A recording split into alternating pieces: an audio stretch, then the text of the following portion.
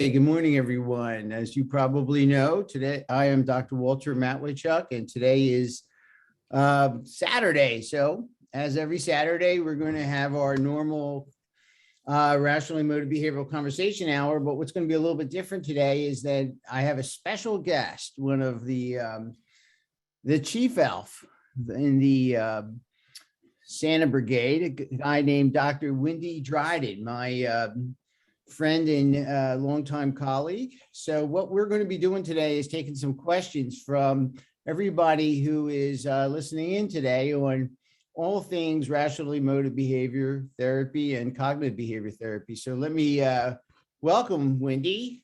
Good to see you. All right. Ho, ho, ho, ho, ho.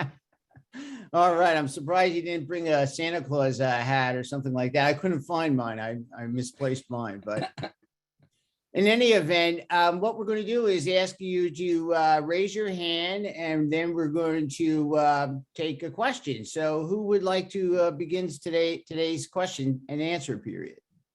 Who has a question for me or Dr. Dryden about REBT or cognitive behavior therapy in general? Don't be bashful. Well, there was one that was emailed me to start. So while the rest of you are warming up, let me see if I could find that one that came in advance. Mark asked this question. When I talk to strangers, which is a skill I want to master, if they appear to be uncomfortable, I will often end the conversation prematurely to end their perceived discomfort. But then I don't satisfy my own preference to have a nice conversation and make a possible connection or friendship. How can I use REBT to help me remain less affected by the other person's behavior and stay longer in the conversation? So, do you want to take that one, Wendy, or shall I? I'll kick off on it. What was the person's name? Mark. Hi, Mark, if you're here, and hello if you're not. I think what you're doing, Mark, is a number of things. First of all, you're taking responsibility for your feelings, which is good, but you're also taking responsibility for what another person chooses to do. In other words, you're saying rather than they be uncomfortable and choose to do what they want to do about that, their discomfort, you're kind of making kind of almost choices for them.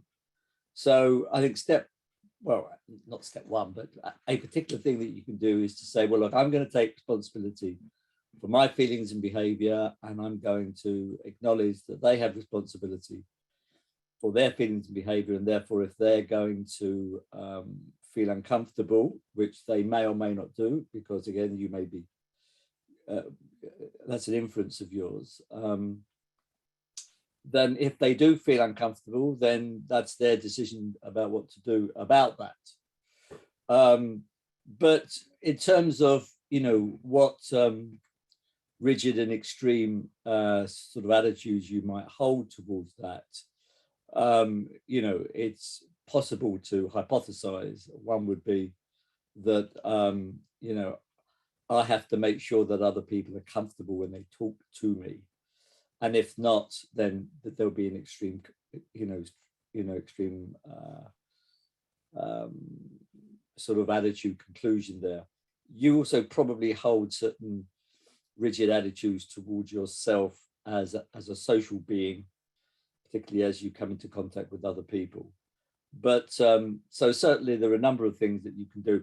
The main thing behaviorally that you need to do, Mark, is that once you've made a decision about what particular flexible and non-extreme attitudes to hold, is to really sort of practice what we, Walter and I call an attitude of bearability. One, it's going to be uncomfortable for me to put up with the situation where I perceive somebody is uncomfortable. But two, it is I can put up with that. It's worth it for me to do so. I'm willing to do so. I'm going to commit myself to do so, and then you do so. And if you kind of sort of really sort of play out that over time, then my guess is you're going to eventually see that you've been overestimating the amount of discomfort other people are going to feel. But you're going to only have to kind of, experience that, having a therapist point that out to you or having you point that out to yourself, I don't think is going to be sufficient for you. So those are some ideas, Mark, that I would have in my mind if I was working with you on that one. The thing I would add too is the idea of self-rating, insofar as if God forbid I contribute to someone's discomfort, then that would make me a bad person. I don't think that would be the case. Certainly, we want to put ourselves first and other people a close second in REBT philosophy, and so we don't want to, cause harm to others. But who knows? That person may be a little bit uncomfortable, but in the end, may actually profit from their discomfort with you because they and you hit it off and become friends. So, I think you could create worse sins than you can make commit worse sins than gentle discomfort by being friendly. And it also may be the case that if they are uncomfortable about you, it may well be in relation to your discomfort and about them being uncomfortable. You see, so you've got that particular sort of dynamic playing out. You mean he reads the discomfort that he? Well, I mean, if they are uncomfortable, if they are. It may well be in response to his discomfort, his anxiety about them being uncomfortable. Yeah. It's interactive.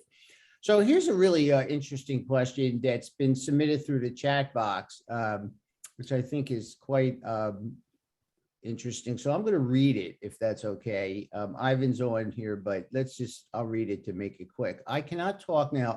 Anyway. REBT often criticizes attitudes for being arbitrary. What is wrong with being arbitrary? Why is the, quote, scientific attitude less arbitrary than any other? For example, religious attitude. Well, I'd like to just answer it to start, and that is that, first of all, there's nothing, the universe permits humans to be arbitrary. But we define rational as ideas and attitudes that help people in the real world. And generally speaking, scientific attitudes, in all probability, are going to do rather well in figuring out what's going on in reality and serve us well over the long run. So if you want to call a scientific attitude or mindset an arbitrary mindset, because it is a value-based decision to be scientific, so be it. It's an arbitrary attitude that seems to work optimally, and so we favor and tilt towards science over other forms of non-scientific thinking. All due respect to anybody else who would endorse religious thinking. How about you, Wendy? What do you say about that? Well, I first of all try to find out what the questioner means specifically by arbitrary, because I'm not quite clear how the person is used. Is it Ivan? Yeah, it's Ivan. Is Ivan I'm here. Is Ivan in the house? Oh, Ivan's in the house. Good. Okay, Ivan. Arbitrary. Well, I don't know. Maybe it's certain subdivisions of REBT use it more than others, but when a person puts forward some kind of a rating saying, well, I either do this or I'm a bad person. For example, Dr. Matweychuk may say this is arbitrary. But then, what we call rational is also arbitrary in a way. But you're not defining arbitrary. Fair enough. What is it? Arbitrary means, well, an unjustified attitude or criterion that the person wants to stick to. Okay, so an unjustified conclusion that the person wants to stick to. Yeah. Or just a principle. You know, good people don't make others uncomfortable, and bad people make others uncomfortable. To use the Yeah. previous question. Sure. And your question about that is, you know, does REBT make distinctions about that? Yeah. What is the basis of the criticism of something arbitrary, and how do we? Well, I think that the four main principles that REBT uses to certain criteria about to kind of measure is it consistent with reality? Is it sensible? Is it helpful? And is it, and I would add, is it consistent, you know, with your value system? You know, I mean, partly the pragmatic and the value system would be, would you teach that to your children as well? So, I mean, you know, that kind of thing. So, but I mean, I think in a sense, those particular kind of principles, as you've outlined them, they would I don't know if you can think of a continuum of arbitrariness, but you know, I would say that the ones that are consistent with reality, logical, you know, pragmatic and consistent with values will be less arbitrary than the others, but probably not completely free of arbitrariness. Right, but you would agree that it's a utility that ultimately, even if there is arbitrariness in deciding to be scientific, right? You say, I choose this because it suits my value system. I'm scientific because it suits me. And why does it suit me? Because it works. Well, I mean, Thomas à Becket, you know, decided to die for his, you know, his principle. And we could say that his decision, you know, to die by principle didn't have much pragmatic value for him if he wanted to live a long time. But he actually decided at that point to live more consistent with his values, other than the pragmatism. So I think that it depends upon, you know, what particular, right, you know, criteria. Yeah. All right. I must say, I should come out and honestly say that I'm not willing to die for rationality. So here's an interesting question that Emerson put in here. What is the importance of willingness to endure it and behavioral commitment components in a bearability attitude? I ask this because I often see people going up to the worth-bearing part only. So what is the importance? Well, the willingness component is essential, because one can acknowledge that something that's worth doing, and one can acknowledge that they are capable of the struggle, that the struggle of doing something is not unbearable. But if they are unwilling to rise to the challenge of the struggle, then they're not going to do it. And so to answer your question, what is the importance of willingness to endure it? I would say it's essential for the person to do what is bearable but uncomfortable. Yeah, I mean, so a friend of mine, or a colleague of mine, recently lost a lot of money on a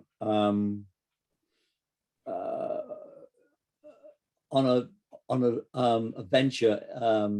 This is before COVID, involving the hiring of certain venues where Irving Yalom was going to talk, and she made that decision on the basis of asking people to say whether they would be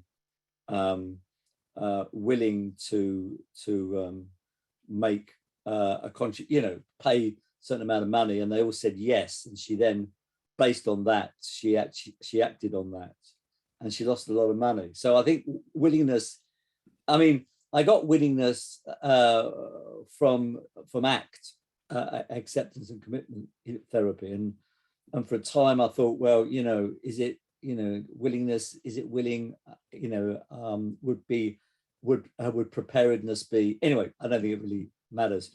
But I think you can still be willing and not act, still make a commitment and not act, but the important thing is to act. But I think that the willingness and the commitment really increases the chances that you're going to act. And I'm using act in the taking action. You know, so I think, you know, willingness on its own, you know, even as an addition to all the others, it increases the chances of the person choosing to act and to bear whatever it is that they need to bear, you know, for a purpose.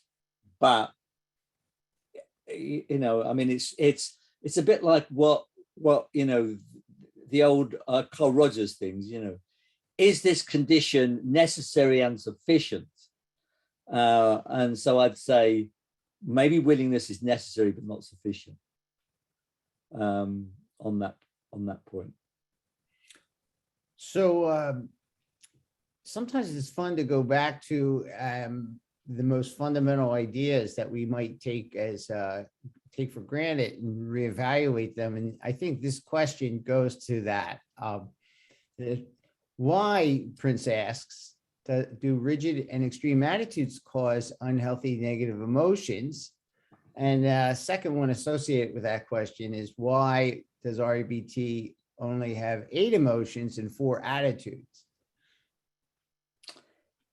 Yeah, I mean, we don't, I mean, those are the ones that, okay, let me first of all make the obvious remark to Prince for the REBT aficionados in the room, and just say that nobody is saying that attitudes cause disturbed emotions, because that would say that would be saying that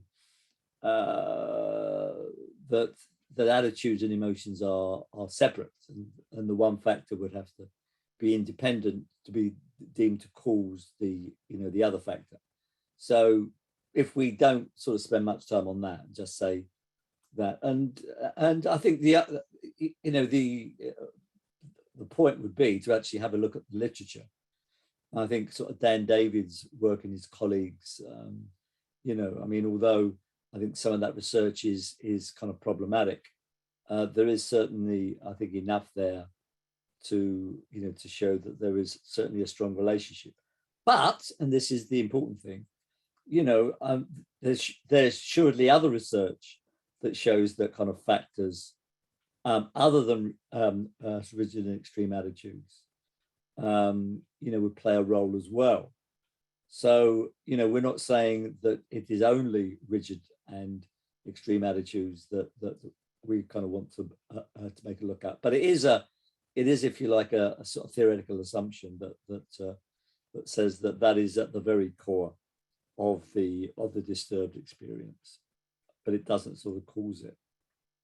Why 4 attitudes? Well, because I think the rest of the cognitive sort of attitudes or sort of distortions tend not to be evaluative in the sense that Albert Ellis meant it.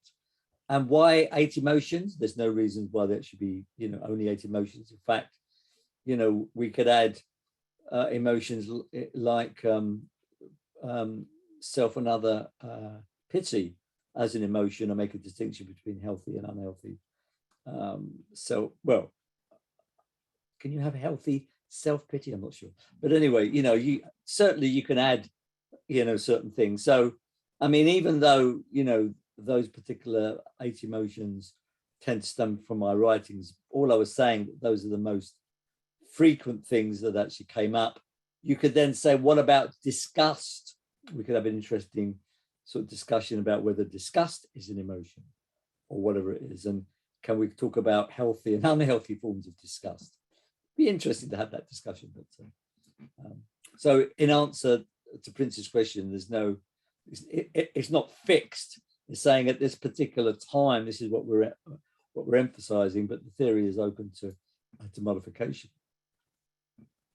I would say two things. One is that although attitudes may not cause emotion, they're a route to influencing emotion. And so we're not making the argument that they're useful for impacting our emotional experience and regulating it or modifying it. So that I mean, I think there's something to be said, though, that when there is a particular adversity that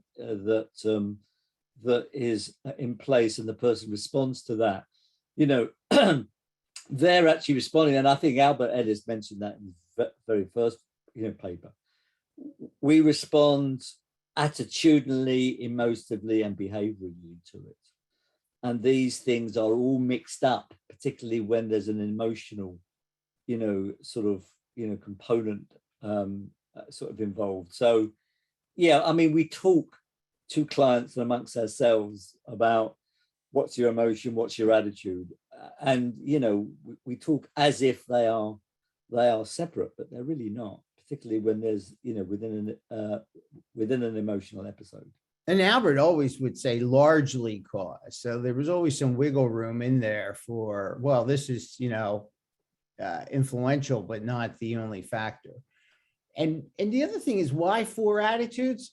Well, why not? In other words, there's a design feature of the mind, and that's the way nature. Why do we have 2 eyes instead of 3? Because we have 2 eyes, because evolution selected us to have 2 eyes. So why 4 attitudes? Because it's the way our minds seem to have evolved. So I think there's a couple of in his writing, a couple of times Albert added overgeneralization as an attitude, but I don't see that at all as an attitude. I see that as a cognitive distortion, and so. But I think Albert would sometimes add things and then take them away, and it wasn't quite clear why he would do that. And then why 8 emotions? Again, because why are there? I don't know how many primary colors there are, but there are a fixed number of primary colors. It's just the way things are. It might be not necessary to understand quite why there are 8. But I think if we had a long list of emotions here, negative emotions, we could add, sort of words. But I think that I mean, I think it's complex enough with 8 emotions, but still, I mean, I'm certainly opening, to adding others. But it is a feature of the REBT theory of emotions, actually saying that if you're going to add a negative emotion, we do need to kind of distinguish between its healthy and unhealthy, component. Right. And speaking to that, with disgust, healthy disgust would probably be some sort of response to, for example, foods that would do us harm. Yeah. Oh, yeah. And I think my reading, if we're going to introduce disgust into the literature, REBT literature, I think that unhealthy, disgust is going to be really kind of marked by a person's choices to avoiding certain stimuli that they think are going to be disgusting, rather than a reaction to a stimuli that they actually find disgusting. It's a bit like jealousy in a way. One of the defining kind of characteristics is that of jealousy is unhealthy jealousy is that you actually make inferences about what your partner is doing, that there's no clear information sort of about. So I think we could certainly introduce healthy and unhealthy disgust and sort of kind of do some more thinking about that and sort of clarify what are the features, the distinguishing features of the two. Yeah. Certainly, I would think it would also involve a certain degree of awfulizing too. Yeah, Yeah. Unhealthy disgust would. Here's an interesting question. Could you talk a little bit about unhealthy positive emotion? I saw it only once in the book, How to Refuse to Make Yourself Miserable About Anything, and it seems to me not so explored. Yeah, I mean, to me, unhealthy positive emotion can be quite dangerous and probably would be associated with states of mania, but not exclusively with states of mania. I've also would think that it would be associated with overgeneralizing and wonderfulizing, where hold on, let me mute. Can you mute yourself there? Oh, let me see if I can get it.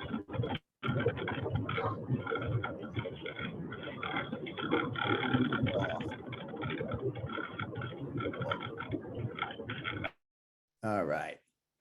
So I think that unhealthy positive emotion would probably be pretty self-defeating, because you would take risks that may be foolhardy risks under the influence of unhealthy positive emotions. And it probably they probably would be rooted in rigid thinking as well. For example, I have to have a certain outcome, and I just know that it's going to occur. But so that's what I had to say about unhealthy positive emotion. I think it should be, if one has unhealthy positive emotion, they had better evaluate it to make sure that it won't lead to actions that are self-defeating. What do you think, Wendy? Oh, you're muted. You got to unmute yourself. Okay, got it. Well, I think I don't think I've ever had anybody come to therapy with that as a major complaint. But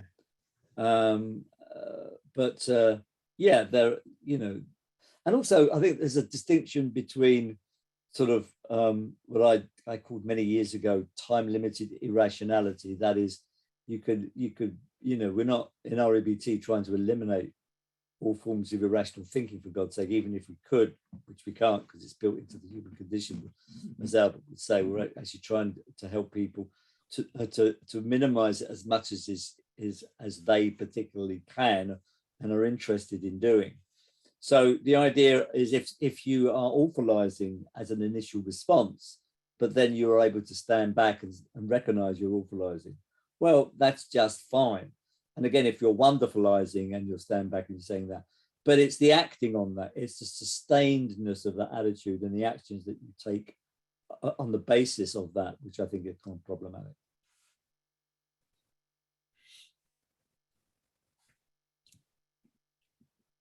So there's a question here about personality disorders and do we use the DSM when diagnosing a patient in REBT? I think the answer with the DSM is largely no.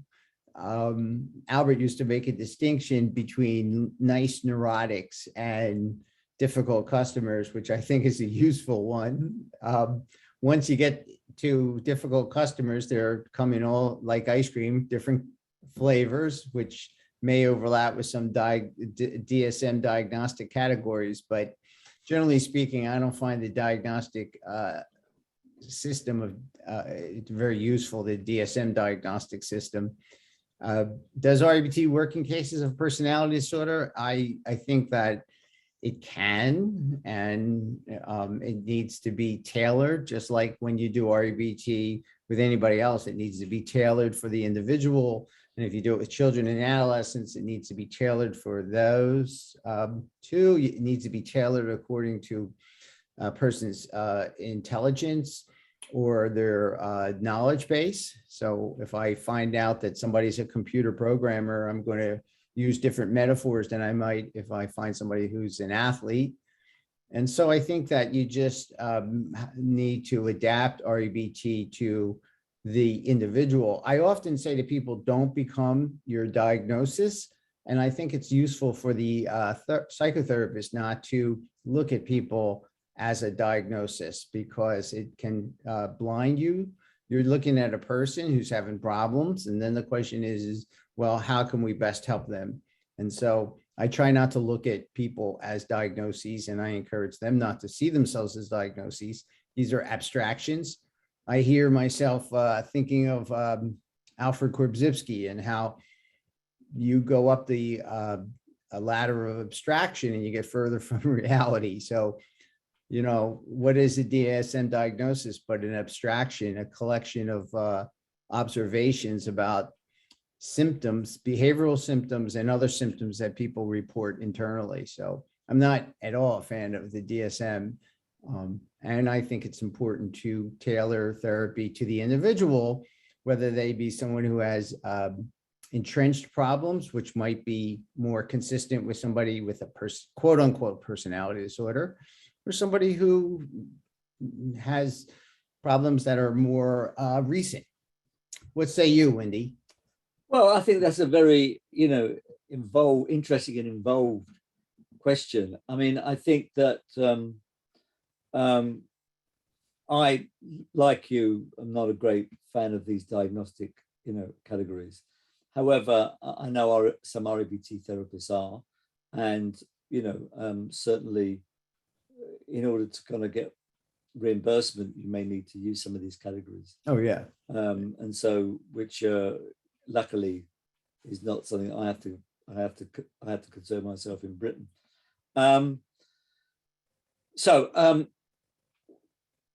Let me make another observation. REBT is more, if you like, a general transdiagnostic approach to to therapy, and so it doesn't have the advantages of somebody like Marsha Linehan has done, where she has really focused her therapeutic efforts, certainly initially, on borderline personality disorder and developed dialectical behavior therapy, quite, having a certain way of dealing with borderline personality disorder, with a mixture of individual therapy, group work, and skills-oriented group work.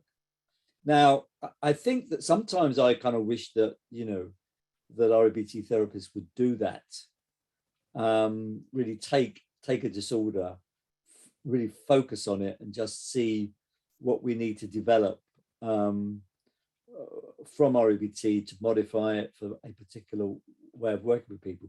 But I don't think that's ever really been done in our field. And it would be interesting to find out what would happen if it was done. And there's certainly nothing against it. And so this is why I think it's important that REBT, is not a closed system, that we're open to what's going on in DBT, ACT, and the other, forms of alphabets that we are faced with in our field. So some clients do not like using a label like borderline personality disorder, and some do. So I think that, to kind of, I'm quite happy to kind of work with what the client is, wanting to work with. I mean, some people want to know how long they've got to die, and some people don't. And I think we should respect that, as we should respect, them using a diagnostic category that we personally would not necessarily choose to use ourselves. So another question here is, how can we use REBT for physical symptoms of anxiety, such as dizziness, without a medical cause? Well, I would say, first of all, one never wants to disturb themselves. It never serves one well to disturb themselves about a physical symptom that doesn't have a clear diagnosis, because that only gives you two problems instead of one. You still have the original problem, and then you have an additional one, which is you're upset about your undiagnosed physical problem. So certainly anxiety associated with dizziness is going to be harder for you to function with than just dizziness without anxiety.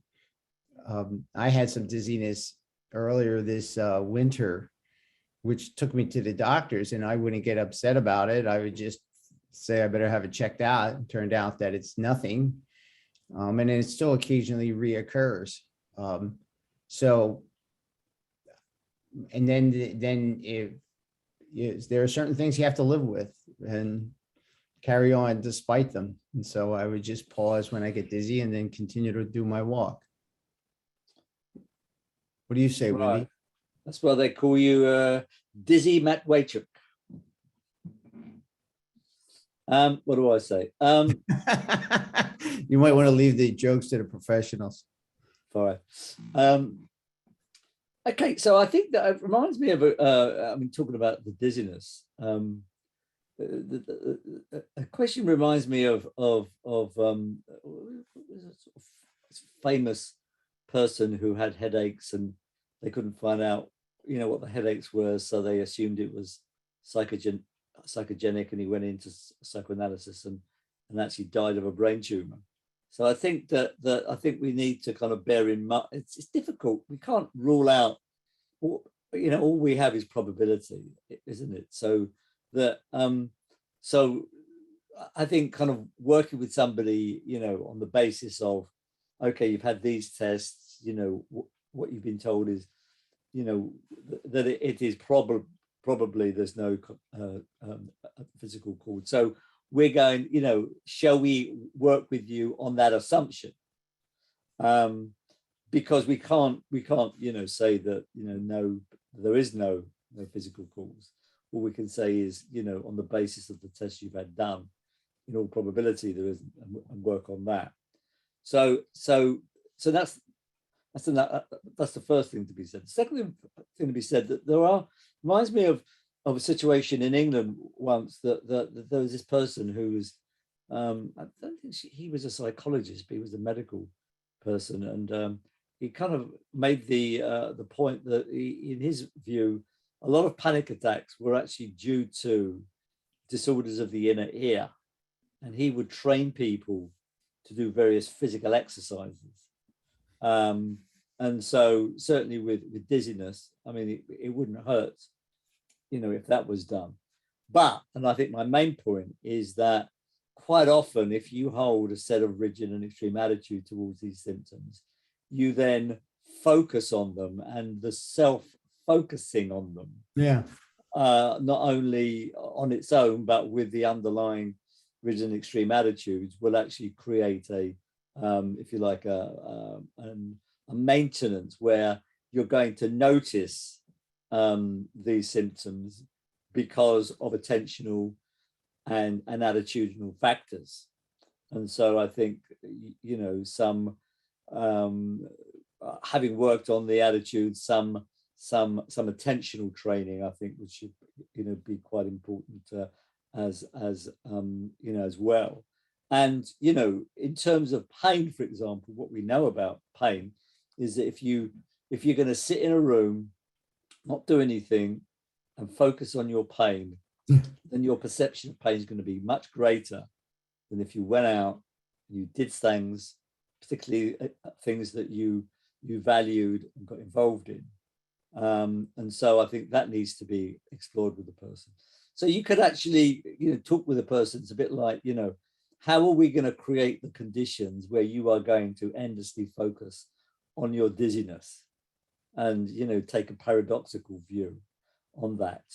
And then help the person, once they see what they're doing, unwittingly, I'm not suggesting people do that deliberately at all, but unwittingly, that we begin to help them to do the reverse. So Emerson asked, does RBT have an elaborated view of the self? Would the self, quote unquote, self be, what would the self be when we refer to it in the unconditional self-acceptance? And I know, Wendy, you wrote a lovely article in this area, so I think you would be the first one here to talk about this. Well, I mean, I think that, I kind of tend to utilize, certain sort of, well, you see, it's interesting because, I think when we talk about self-acceptance, you know, we're talking about let me back up. Is there a distinction to be made between self-rating and person rating? In other words, when we get into the business of helping people to develop unconditional self-acceptance, what is the self that we're encouraging them to accept? And I think in a way, what we're doing is we're encouraging them to accept themselves as a person. And it says personhood, you know. And so if we look at that particular, in a sense, feature, then what are the unchanging aspects of being a person? We're human as long as we're alive and don't wake up as a large bug in a Kafka short story, right? So we're human. We're fluid, you know, we are ever changing. We are fallible, we are prone to make error. We are unique, which is, you know, I often say you're unique just like everybody else. You know, I mean, you know, even if we cloned you, and for God's sake, can the world really cope with two Walter Matweychuks? The clone, would the clone and Walter be the same? Probably no. They wouldn't even get along. They wouldn't get along. And you got the complexity, okay, that we're highly complex, and so we have certain of these particular things. And so I think we're really talking about, you know, accepting the person. Now, a self, you know, can be seen to be different from that, and that, you know, in a sense, like a person has a self. Does the person have a soul? You know, and that kind of thing. And so I think that, in a way, self is a conceptualization. Whereas, you know, our being a person is a fact. I haven't really kind of given it that much thought. Well, it's a lower order. Personhood probably is a lower order abstraction than self. Well, I think it's the basic abstraction. You know, it's, you can't, you know, can you, you know, that's. Yeah, but even person is an abstraction to some extent. Yeah. You could call it a persona, or you could call it a cup instead of a person. So it's. Yeah. So when I talk about self-disclosure, what I'm talking about is telling you something about my experience. I'm not disclosing my whole self. For God's sake, I'll be there all, you know, we'll be there all kind of, you know, God knows how many years for that. So, you know, I think that the question is an interesting one, because I think that we don't have an elaborate view of the self, you know, in that sense. We've got a view of what it means to be human, particularly in terms of the features of a human being that doesn't change, that we can build upon a strategy that says, look, this X is what you could work towards accepting, and while realizing that full acceptance, you know, you're not going to reach that, but your task is to work towards that. Didn't Paul Hawke, though, define the self as anything and everything about you, not a person, but you, that can be rated? So everything from physical qualities to non-physical qualities. True, but if we take that, how would he differentiate between the self and the person?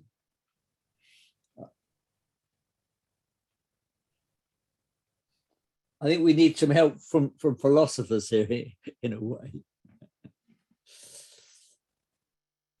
Is the questioner in the house?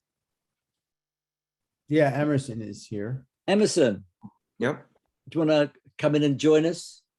Sure. Can you hear me? I don't know what you're making of our musings, but are we answering your question or not? Yes, I think you are. It's just that, like,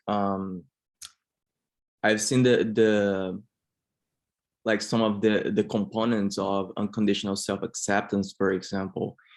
And sometimes I sort of associate with, for example, what there is in the Buddhist philosophy of anatta, which is the non-self, in the sense that there is an aggregate of things which are in a state of flux, but there is no one pointed fixed thing, which would be, let's say, this self.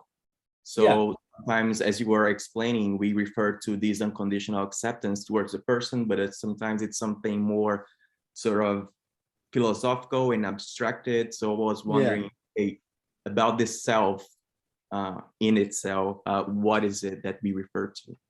Yeah, my friend and colleague, a British colleague, Peter Trower, has a particular interest in this. And if you have a look at their website, REBT UK, there's a blog on Buddhism and REBT. And you might want to have a look at that blog, because that probably, in a much more informed way, What's the name question. again? Well, the website is REBT UK. Okay. And if you go on that, then and look at their blog, there's a blog on this particular subject. I also have a Buddhist paper comparing the two. If you, not, I didn't write it, but if you write to me, I'll send you a paper tomorrow on this very topic. And I think Albert was the co-author on it. He wrote. Oh, was it by Matweychuk? I don't remember who the other author is. Yeah. I do have this PDF that I'll be happy to send. Yeah, there was a guy who used to be a kind of friend and colleague. I think it was a woman. I think it was a woman. Okay. Arnold Lazarus, called Matweychuk, Kwee, and he had a particular interest in Buddhism and CBT, and I don't know if you can track down any of his writings. But you know what, Emerson, the way you were talking about the self there, I think that's really consistent. I mean, the only reason why we talk about the self is because people talk about it when they say, I am.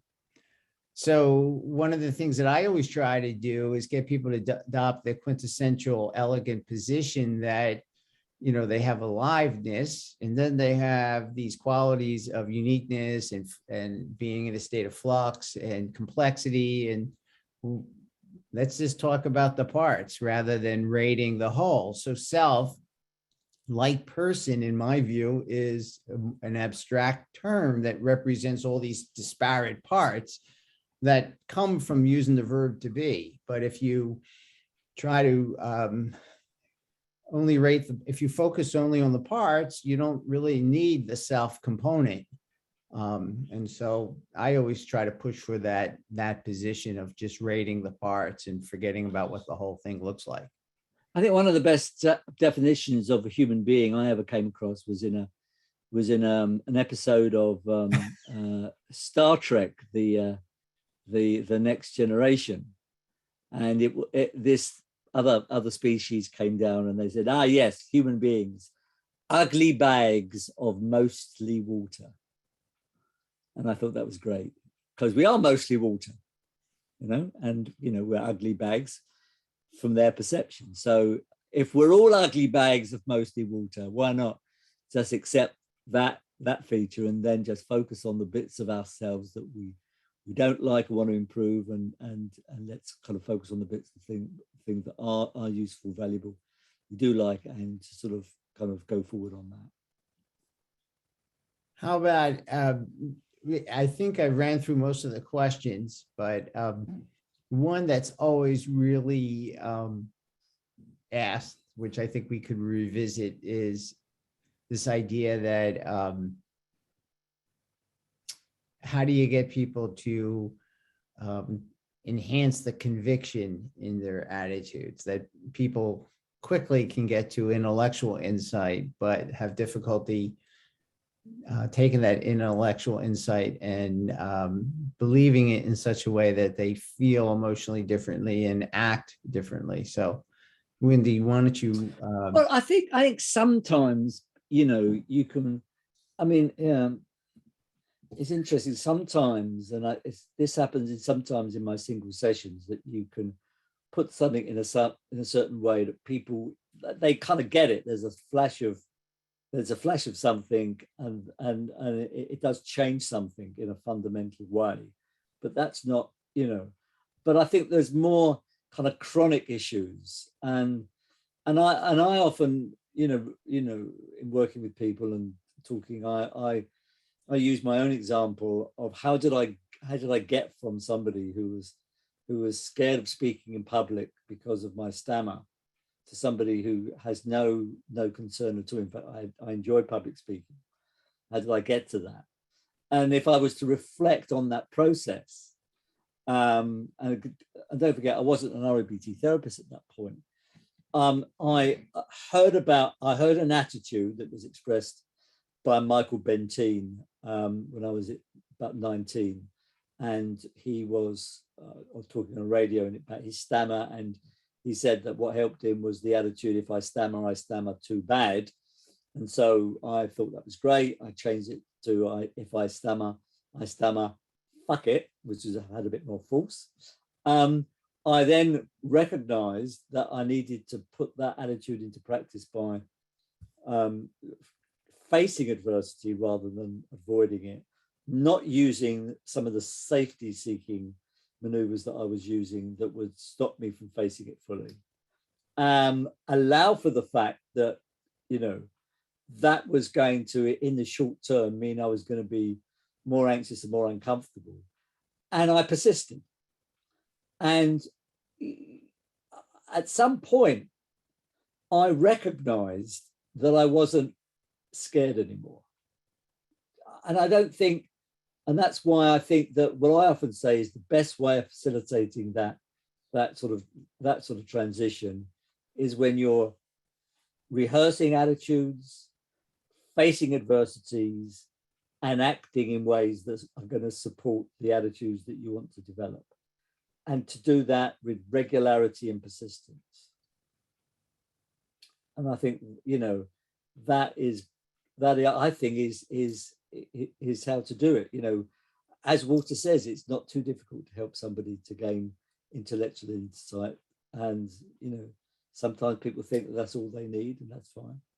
But, that's the process that I often outline and talk about in my work with people.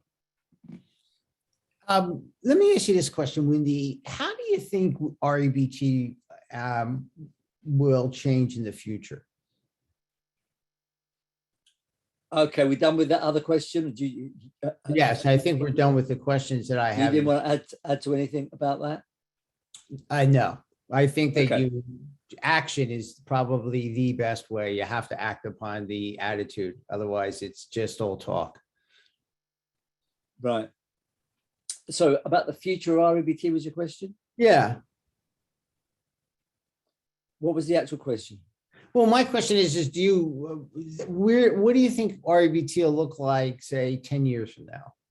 Because things have changed in the field with the death of Aaron Beck, and now Al is gone. What do you think REBT will look like 10 years from now?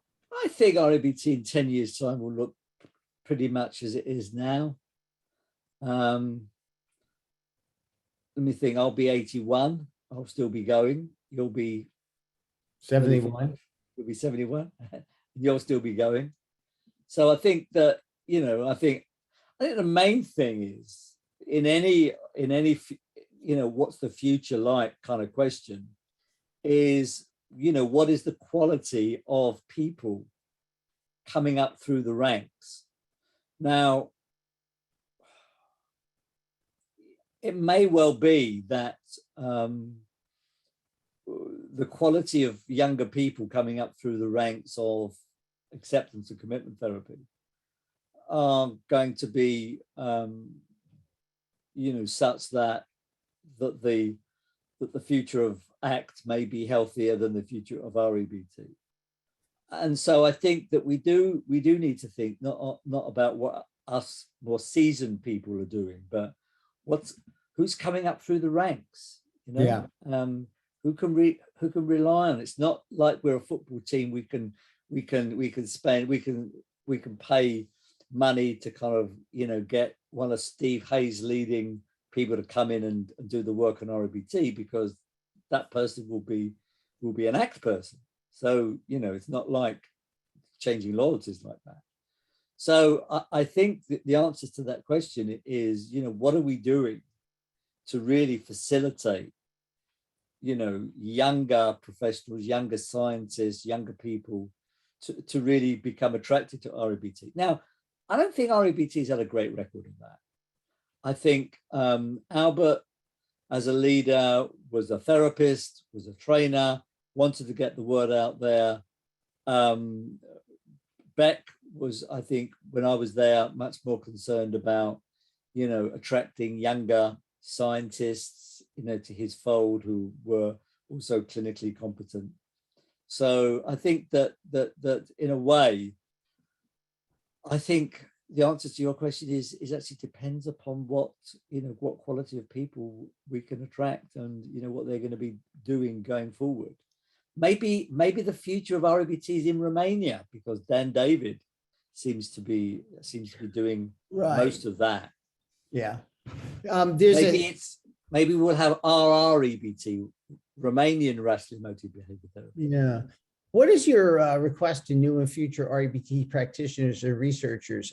I have a request, and that is that we don't abandon REBT the way Dan David is proposing, that rather than bringing the ABC model to be consistent with the Beckian model and putting inferences at point B, that we don't, we remain independent, that we do it our way and allow the marketplace of ideas to decide on which is better, so that we leave inferences at A and have our attitudes at point B.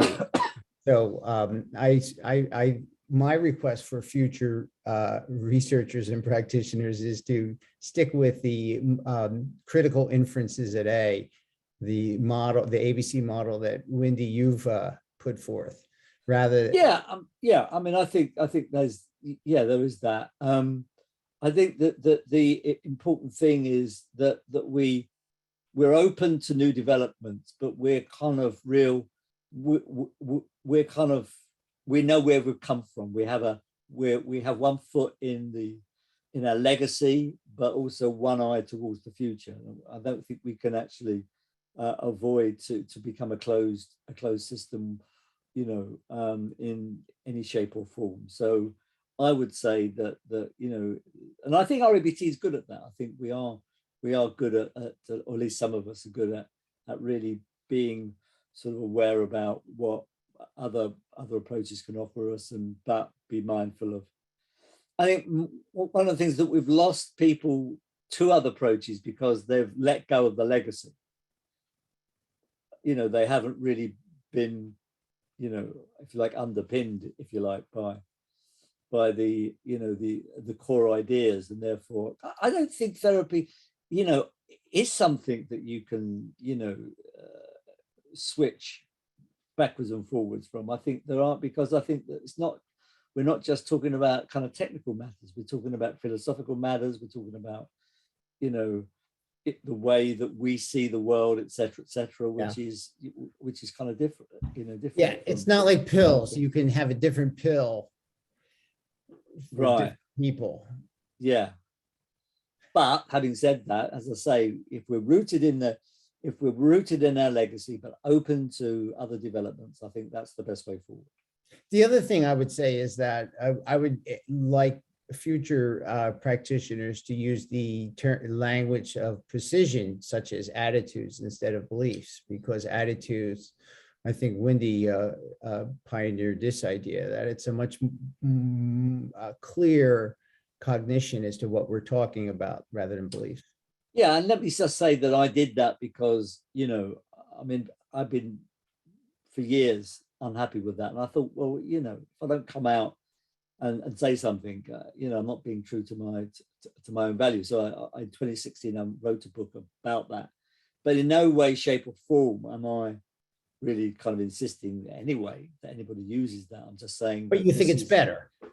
Of course, otherwise I wouldn't have done it. Right. So why don't you say why you think it's better? Just let's Because reinforce I that. think the term belief is vague. I think it was used because it starts with a B. You know, we could say, I believe that Walter Matweychuk walks on water, which, you know, that's a belief. That's, you know, that's really an inference. So I think we often mix belief and inferences. We could say, I believe in God. We have a belief in God. That's not, we don't mean inferences in REBT by belief. We don't mean conviction in God. I think what Albert called once the evaluative stance. Now, if you look in the dictionary, the best word that actually distinguishes that is the word attitude as an evaluative stance or something. You added the B, which was the word Basic. Basic. So, because otherwise it would be AAC. Who the hell wants an AAC framework? So the B stands basic attitude, because these attitudes are at the base of the whole experience. So thank you for that, Walter. And the reason I don't like the term rationality and irrationality, because I don't think clients like it. I don't think other professionals like it and use it. And, you know, so I decided, well, let's not go forward on that. But again, that's just my view. Yeah, I don't mind rationality. But I do like the introduction you've made of flexibility, because I think really adapting to reality is all about being flexible. Whenever we insist that reality be our way, that's when the sparks of self-defeating dysfunctional emotion fly. Exactly. And I love the precision of REBT. I think that is something that is just something that we don't want to let go of, because you are one of the most precise speakers, writers, and thinkers that I know. And certainly Albert, I think I saw through the fog. And so I think we want to strive to be precise. And so the precision of attitudes over beliefs is certainly a step in that direction. Well, I have some merrymaking to do at the local Long Island diner. So I have to go now, but it's been great. Wendy, thank you so much for your time. My pleasure, Walter. Always a pleasure. I do love you, and I love everybody else out there. So thanks for coming on today, and hope to see you next week with our regular format, which will be to do a. I love you, Walter, but I don't love anybody else on this group. Sorry about that. I like you, but I don't love you. Okay. All right. You take care. Yes. I'll see you, and please recruit some volunteers, because the best way we can do this is if we have a new volunteer each week. So thank you very much for attending today, and happy Christmas for those of you who celebrated, and have a great day for those of you who don't. All the best in the new year.